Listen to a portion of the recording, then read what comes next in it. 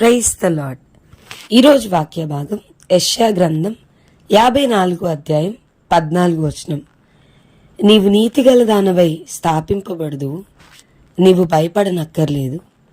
బాధించువారు నీకు దూరముగా నుందురు, భీతి నీకు దూరముగా ఉండును, అది నీ దగ్గరకు రానే రాదు.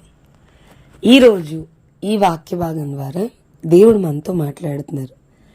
ఈ యెషయా గ్రంథం 54 అధ్యాయం కనుక మనం ధ్యానిస్తే వాక్యం ద్వారా దేవుడు ఎంతో స్పష్టంగా మాట్లాడుతూ, భయపడకము, నీవు సిగ్గుపడనక్కర్లేదు, అవమానమును తలంచకము, నీవు లజ్జపడనక్కర్లేదు.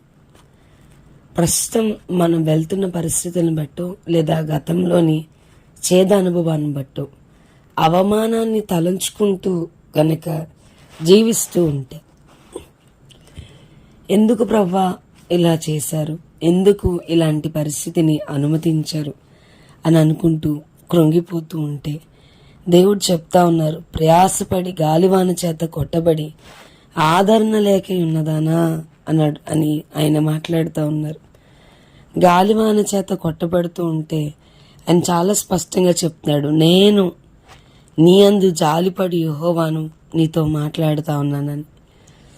మనుషులు మనతో ఎంత కఠినంగా డీల్ చేసినా, ఎంత హార్ష్గా మనల్ని అర్థం చేసుకోకుండా ఉన్నా, మన మీద జాలిపడే దేవుడు మనతో ఏమని మాట్లాడుతూ ఉన్నాడు అని అంటే, నీవు నీతి గల దానవై స్థాపింపబడదు.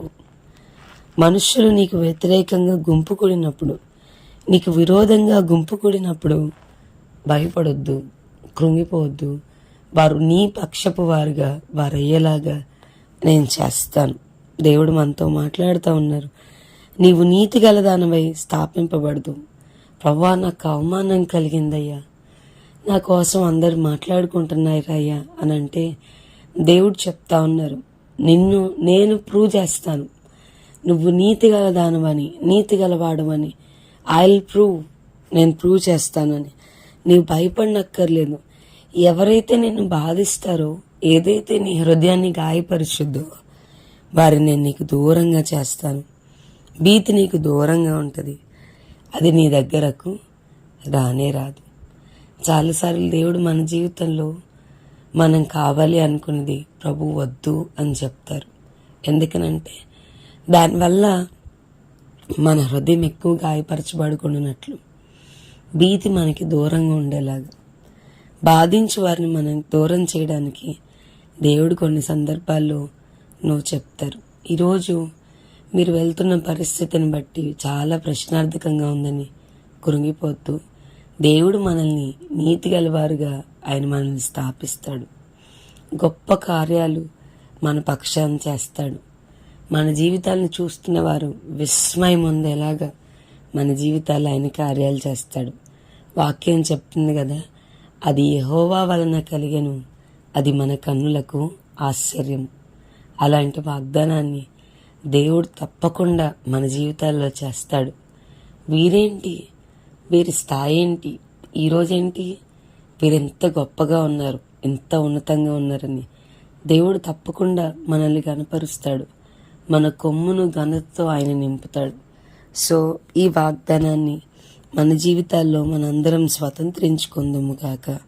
ప్రార్థన చేసుకుందాం. ప్రభా, ఈరోజు వాక్య భాగం ద్వారా మీరు మాతో మాట్లాడారు. నీవు నీతి గల దానివై స్థాపింపబడదు. మనుషుల యొక్క నిందను బట్టో, మాటను బట్టో, చెయ్యనిది మనుషులు మా మీద వేస్తున్నప్పుడు కృంగిపోతూ ఉంటే మీరు మాట్లాడుతూ ఉన్నారు, నీవు నీతి గల దానివై స్థాపింపబడదు, బాధించువారు నీకు దూరముగా ఉందరని.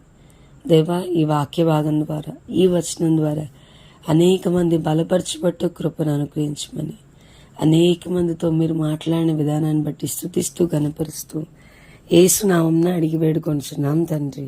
ఆమేన్. God bless you and have a blessed day.